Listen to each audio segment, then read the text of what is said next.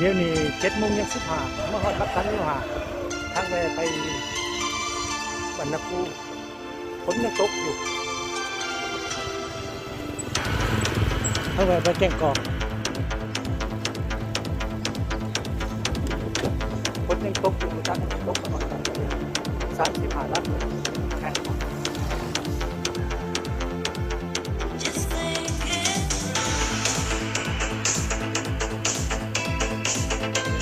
มาฮอดบ้านคำน้อย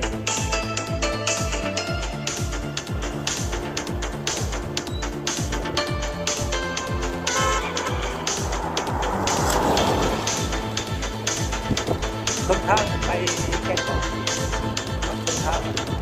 ประมาณ10 ลักเย็น7 โมง 15มาฮอดบ้านทางไปบ้านนักครูไปแก่งกอกคือไปเงินทางเขาไปทางคุย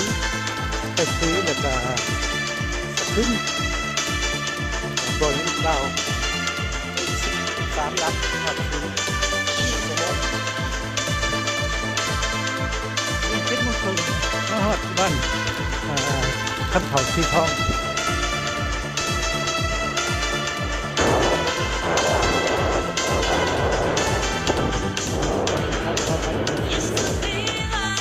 เดี๋ยวนี้มาฮอดคุยพอดี8 โมงยัง10จอดเบิ่งอันเขื่อนคุยมาซ่อนเอาปลาน้ำขึ้นหลายอันนี้เขาปลาให้ต้นเป็นขันเขาว่ารัดเอาอยู่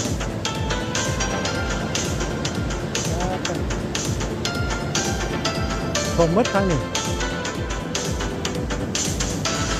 ไปต่อมาฮอดบ้านจะขึ้นใต้สิไปซุยบ้านว่าซุยสิไปบ่อหินเก่า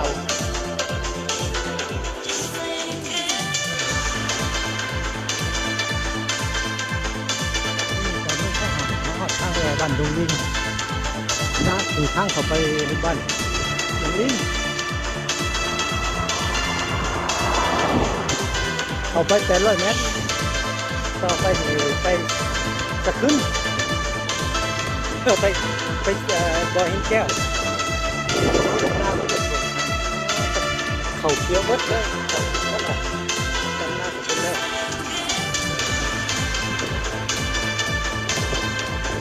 อากาศดีขนาดเลย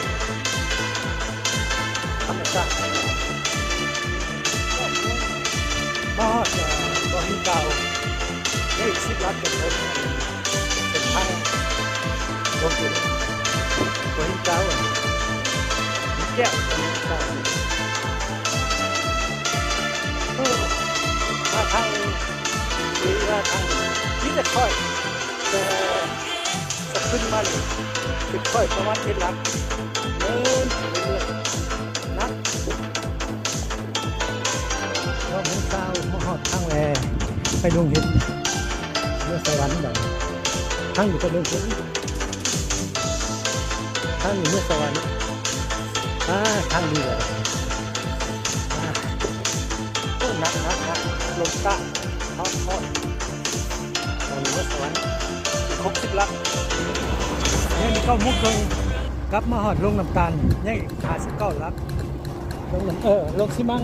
ลงน้ำตาลลงซิมัง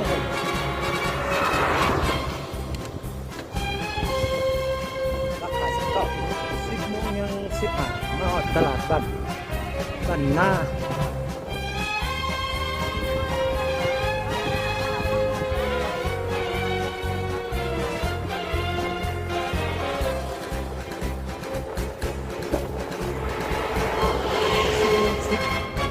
กลับมาหอดลัก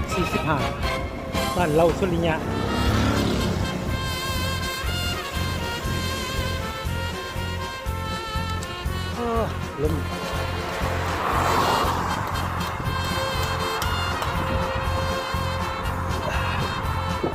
ลมกันแห้งหลายขั้นไปธนาไปซุยไปยังไปทางซิโลไกลตัว15 ลัก ไข่ตัวค่อยกับร้ายให้ค่อยกับร้ายล้มกระต้านคิดหนึ่งไรเลยคิดเดี๋ยวนี้11 โมงยัง15เขามาฮอดเชโน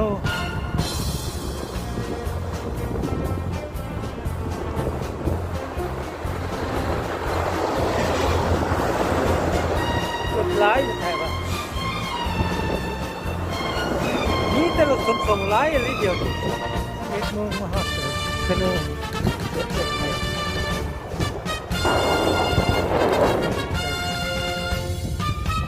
จะเลิ่นอยู่อ่ะ2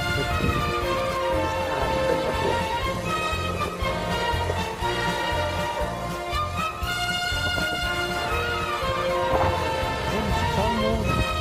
กลับมาฮอดสวนน้ำสัก4 วัดสวนน้ำสุขเรื่องค่อยใครในทางบ่ลมบ่แห้งเลย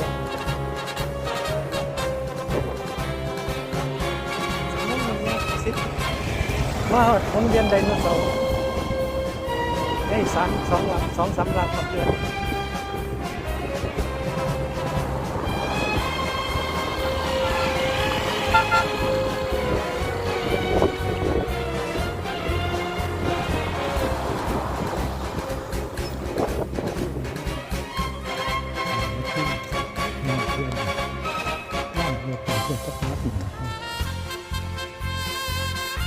159 วัตต์159 วัตต์โอ้ทั้งลมทั้งตาทั้งข้อเมื่อยแบบนี้